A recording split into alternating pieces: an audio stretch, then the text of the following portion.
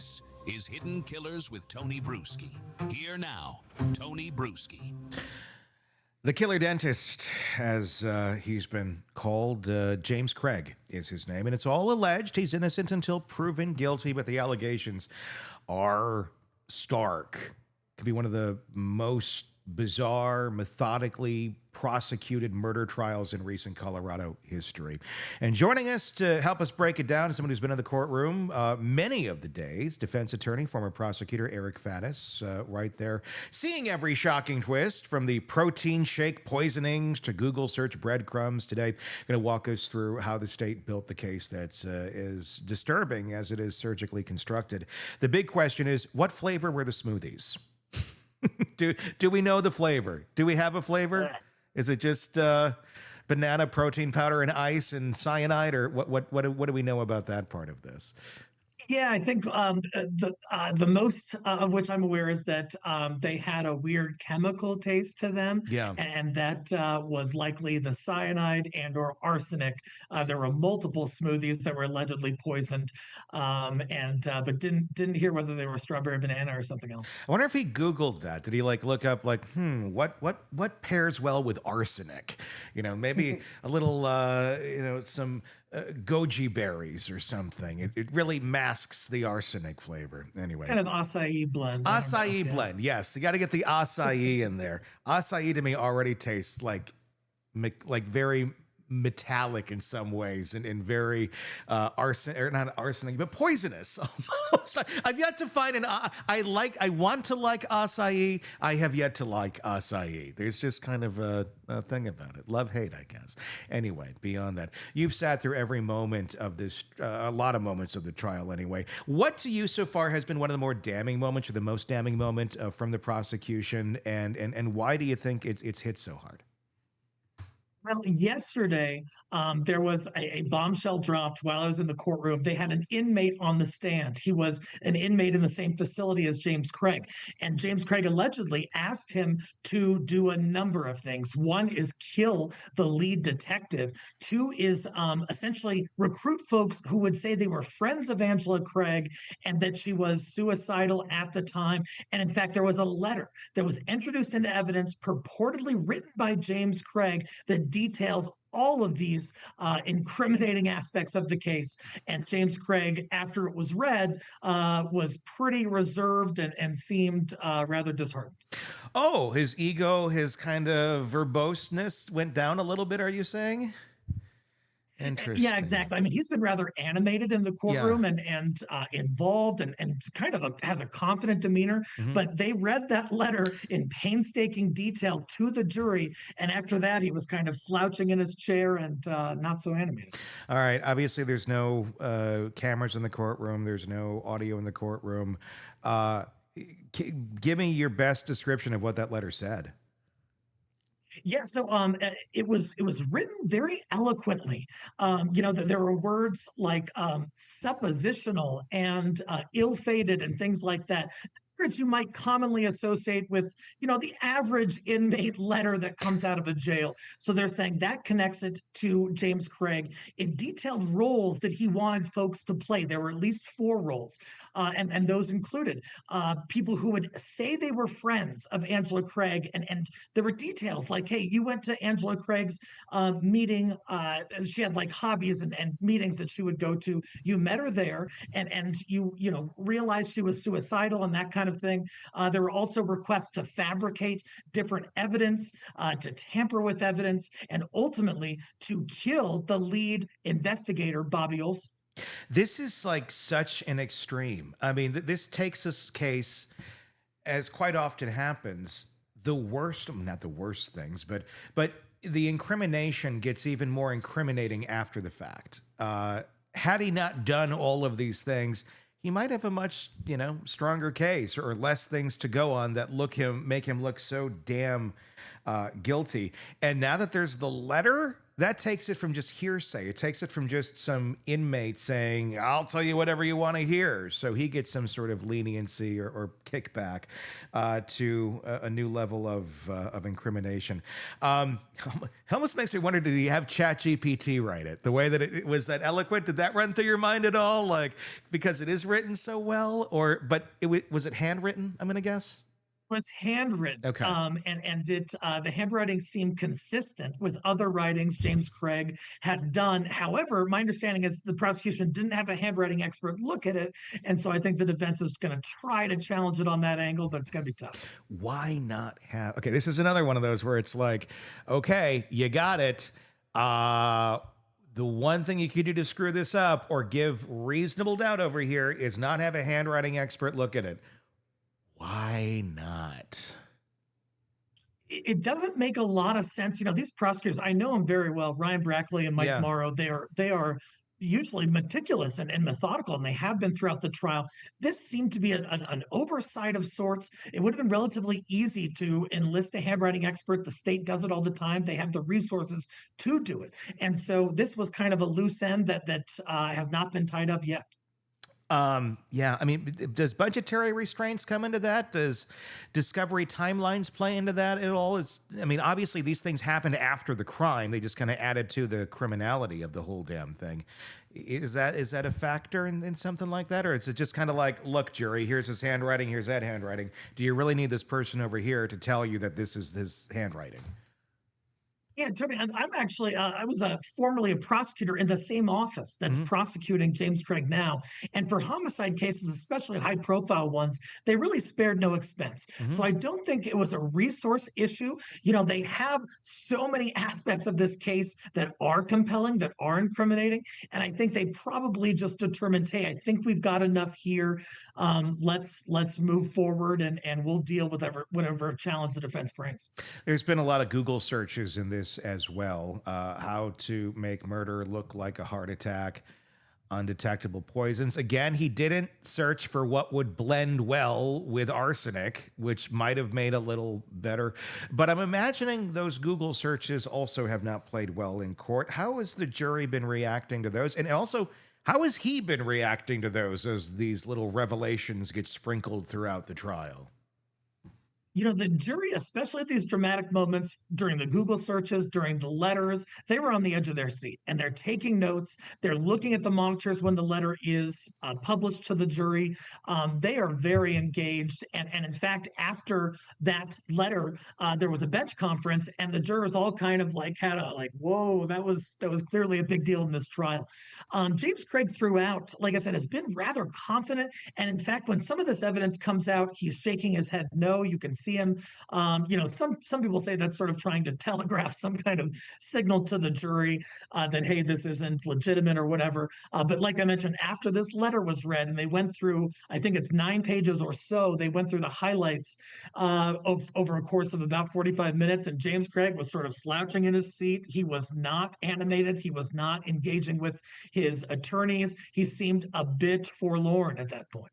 That's interesting because if at the beginning he's trying to do this persona of, wrongfully accused, what are they making up over here? You would think that would be consistent throughout, no matter what's being brought up. If it's all a bunch of BS and the state's out to get the dentist for whatever reason, because, states just like to target dentists for some reason. They're anti-dentites. They are. It's going after the dental community. It's one of those things where inconsistent behavior then in that arc where, okay, you're kind of like over here, now that's really showing something. How do you think do you think the jury is reading the tea leaves on this? I think the jury is very closely monitoring James Craig's demeanor, how he's presenting in court, how he's reacting to these pieces of evidence, because he's been doing it the whole time, and he does it in a noticeable way. So surely the jury observed that. And even in the letter itself, James Craig says a few weird things. He says that the state is after him, doing evil tactics against him, so he has to resort to the same, or something to that effect. Additionally, he alleges in the letter that the office manager, Romero, actually did the Google searches that were highly incriminating to sort of frame him for some kind of unarticulated reason. Do you think this man is having a mental health crisis at the end of the day? Because if we're talking like the state's after me for this or that, maybe they are. I mean, but maybe for a real valid reason. But if it sounds more like, paranoid delusions and killing his wife, or he didn't kill his wife. I mean, that's what I'm wondering. Are we dealing with something here beyond just, I'm trying to cover this murder up because I wanted to go have, endless affairs and I didn't want my money to be cut in half? I'm wondering if there is a mental health component to this that we're not seeing, because it does kind of feel like this guy may be a little bit not playing with the full deck, or not playing with reality on reality's terms. That's the thing, is he certainly seems detached from reality in multiple pieces of evidence and throughout multiple stages of the case. He sort of has this overblown delusional confidence, like he can't be touched. He's writing these letters from jail, knowing that jail letters are subject to review by jail authorities. And so it seems like for a while he was just disconnected to the gravity of what was going on, and sort of had this paranoid air about him. Probably doesn't rise to the level of any kind of defense. And then it's sort of undercut by how articulate he is in these letters and in some other communications. So I don't think it's going to help him much, but does he have a firm grasp on reality? No. I mean, yeah, it feels, and obviously I can't diagnose, but it feels like a narcissistic personality disorder or borderline or something along those lines, where that grandioseness is there, but it's not conclusive to reality. It's not there where it makes any sort of sense. I know the daughter read the deepfake letter or the request deepfake letter in court as well. We talked about that a little bit earlier in the week, but let's talk a little bit more about that. How has that been playing to the jury with the daughters being on the stand? And obviously he's not only asked another inmate to try and kill for him, to try and set up fake witnesses and write the letter and all that. He's also asked his daughter to be a part of this and create like a deep fake video of mom making a suicide note video, which is not something that anyone can really do that easily.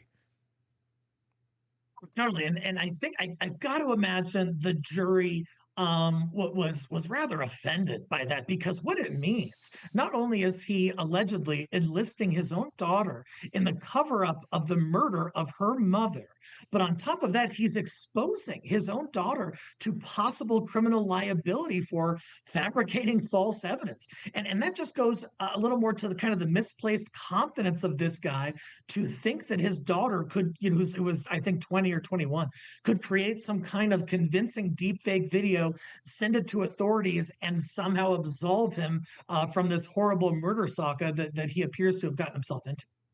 And also, for doing the personality trait thing and trying to figure out what the hell's going on here, what's the recipe behind this, man? It plays back into the, okay, well, if he's got a personality disorder, again, all these are traits of that way of thinking. And once you kind of figure out, okay, well, here's the recipe, and you know what's in the cake. And he's the cake. Very not delicious one, to say it lightly. I've never compared anyone to a cake. Cake has some arsenic. It's a bad cake. Don't put arsenic in the cake. It's like when you do salt instead of sugar, and it just doesn't work out well. I want to talk about this. You've now heard, so many things about the mistresses, the money problems, every lie. And in any case, obviously, he doesn't need to, show motive. The state we don't need a motive, but it certainly helps at the end of the day. What is the strongest motive that's been laid bare here by the prosecution thus far? They've centered on sort of dual motives, two factors that they believe caused James Craig to kill his wife. One is the adultery, which apparently had been going on for some time, it sounds like years. And there was an event of adultery, I believe in December 2022, so about 3 months before his wife is killed. So that is a big one, including that James Craig was continuing to text and correspond with his mistress while while his wife was in the hospital dying. On top of that, he was having serious money issues. He had had a former bankruptcy in 2020 or so, and he had partnered with Dr. Ryan Redford, another dentist, and things were not going well financially. And so a lot of people thought, hey, this is his way to sort of start anew, do away with those troubles in his life and not have to deal with them in sort of a new life that he wanted to create for himself. There's undertones of Peterson in this, of Lacey Peterson and Scott Peterson, the affair, the I'm going to send you a picture of my wife dying. I mean, it's reminiscent of Scott. I'm watching the stars and the fireworks go off while, he's not searching for his wife. That sort of weird dichotomy of a relationship there. Sugar baby added another term to the trial this week. Why don't you explain to us what sugar baby means and how it applies to this case, and what sugar baby had to say about Mr. Craig? Yeah, so sugar baby is essentially someone who involves themselves in a kind of transactional relationship with someone else in order to get benefits, usually monetary benefits, from that person. And it's sort of an agreed upon arrangement where both sides are cool with it. That's rather more common than people think, I believe. In fact, there are apps where you can become a sugar baby and find sugar daddies. And so in our modern culture, that's something that continues to come up. And there is evidence of kind of a transactional sort of relationship between James Craig and his mistress, and potentially with other subjects of his infidelity. We used to just call it prostitution. But now let's call it's sugar. It's the same. I mean, it's monetary. Yeah. I mean, it's like an agreed upon thing. But I guess we found a way of normalizing it in some way, shape, or form, and making websites out of it and making it a lifestyle. Let me ask you about this. How important is it that in this timeline that he was actually with the mistresses or the sugar babies or whoever he was with, was not his wife, while the wife was dying? How much is that? How crucial is that to the jury when they're trying to examine this guy? I mean, take the murder out of it. I mean, just you add this piece into it. I mean, these are damning things that people will, indict on just on character, even if your crime is harder to prove. I think there are two ways that plays into the case. The first way is that it just shows kind of a callous indifference to the health state of his wife. If he didn't do this, you would imagine the husband would be much more concerned and not, overly focused on some new romantic fling, but instead wanting, his wife and loved one, even if they had a falling out, to live. And then secondly, I think that it undercuts his argument that he wanted to still be with the wife. The defense has sort of pressed this by saying, hey, in the text messages, he's saying he still wants to be married. Things are not over. And that doesn't sound like someone who wants to kill their wife. However, when you compare that to the fact that he is so interested and kind of obsessed with this mistress during this specific time frame while his wife is dying, it makes it seem like, no, he probably isn't so into repairing his marriage, and maybe it suggests that he's actually wanting that to happen, meaning his wife dying. I mean, it's trying to make sense out of crazy at the end of the day with somebody like this, because we're looking for sensical solutions, so sensical answers, how we would handle it, how a healthy brain would handle something like this. And we're not dealing with a healthy brain. He probably wanted both. He wanted his wife and he wanted the sugar baby too. And, and every other candy in the machine. He wanted the Mambas. He wanted the Charleston Chew and the sugar babies. And there's the sugar daddy too, which is a larger piece of caramel, which if you really chew on it, it gets stuck in your teeth and it's not that fun. I'm not a big fan of those. They're delicious, but not a candy I would choose if given the opportunity. That's a public service message. But yeah, it's, do you think there's anything left here? based on what you've seen in court? Obviously, the prosecution has now rested. The defense is having their turn to go and take a run at this. Is there any path here for them to introduce reasonable doubt? Do you think they can trump what has been brought by the prosecution? Well, it's tough. The case got even worse for James Craig yesterday, where it's my understanding that someone connected to the wife, it might have been her sister, testified that there was a prior drugging incident during which allegedly James Craig wanted to commit suicide. Angela Craig didn't want him to do that, so he drugged her so she could not prevent him from doing this. We have a history of drugging in this drugging homicide case. That being said, I think the defense is going to focus on Angela Craig's mental state at the time. She was going through a rough patch. People go through rough patches. James Craig alleges that there was a prior opioid overdose attempt by Angela Craig. We haven't heard a ton of evidence about that. Might come out in defense's case in chief. They're going to have to angle towards her being suicidal, but who would poison themselves over the course of weeks during mass suffering? It's not a good way to go out. No, none of it makes a whole lot of sense at the end of the day. We're talking about probably two fairly unhealthy minds here at the end. I can't imagine either of them. Maybe one of them started out healthy and the other one wasn't. Maybe they both started out unhealthy. I don't know. But after being married to this man for how many years, I can't imagine anyone's in a good place. Just trying to, navigate the eggshells of the invisible floor that they were living in. Just a messed up case. Eric Faddis, defense attorney, former prosecutor, thank you for your insight on this one out there in Colorado.